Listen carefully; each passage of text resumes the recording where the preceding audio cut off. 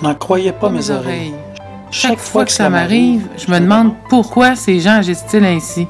Après tout, faire le choix d'encourager, ça coûte pas plus cher que celui de mépriser ou d'écraser le rêve de quelqu'un.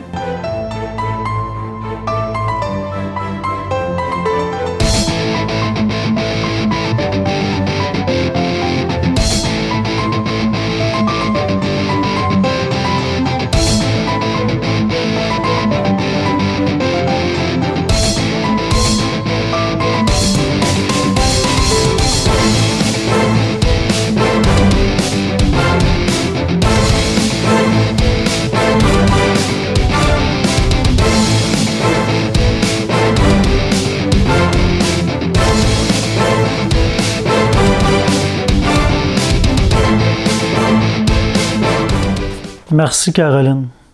Caroline Paulus, l'auteure de Seul en moto, que j'ai rencontré personnellement, que vous avez peut-être pu voir dans la dernière capsule J'aime ma moto que j'ai faite. Femme très intéressante et grande voyageuse. Elle m'a fait réaliser que si je voulais réaliser des rêves, continuer de réaliser des rêves, puis avoir des gens autour de moi qui pouvaient m'encourager, il fallait que je m'entoure de personnes qui avaient des rêves aussi de voyager ou des rêves à réaliser. Surtout des personnes qui ont réalisé des rêves. En général, les personnes qui ont réalisé leurs rêves, quand tu leur parles des tiens, il y a des étoiles qui sortent de leurs yeux. C'est des gens qui savent de quoi tu parles, puis ils t'encouragent. Bien, c'est ce que je fais. Caroline en est une.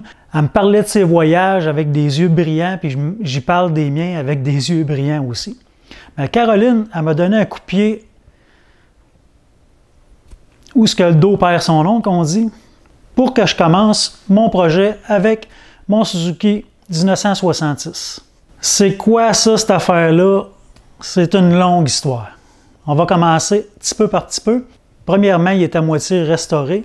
Je ne suis pas un mécanicien, comme je l'ai toujours dit, je ne suis pas un spécialiste. Je ne connais pas grand-chose en l'électricité des motos non plus, mais j'ai tout refait la couette de fil. Ça fait quelques années. J'ai des pièces que j'ai déménagées de 2 ou 3 maisons. Là, il faut que je reconstruise ça.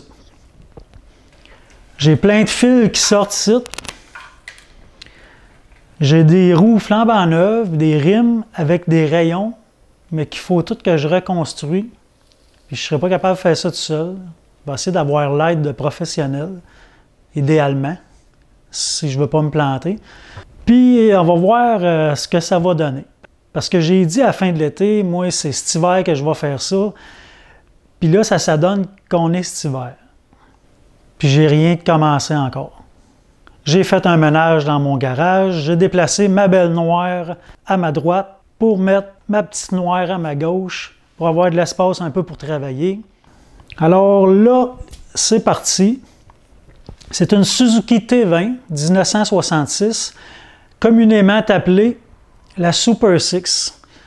En 1966, une moto avec 6 vitesses, selon moi, ça devait être très rare.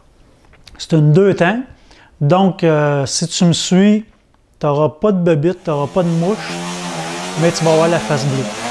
Ça a un son de vieille motoneige.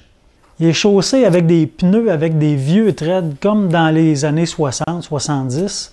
C'est ce que j'aime aussi. La vraie particularité de ce bicycle-là, c'est qu'il n'y a pas de clignotant. Puis en 1967, il y en avait. Puis moi, je ne veux pas en mettre.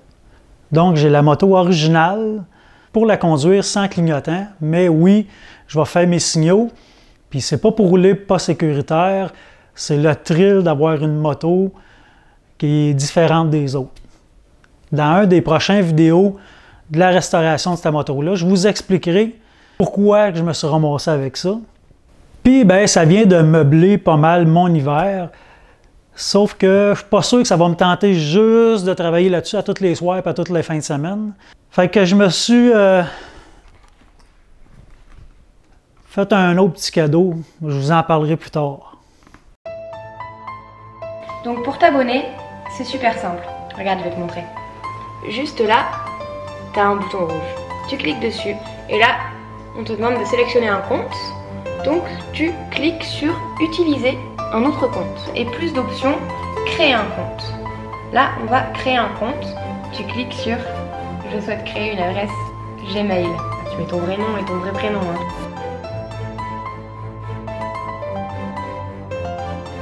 et tu crées ton compte. Voilà, c'est très simple.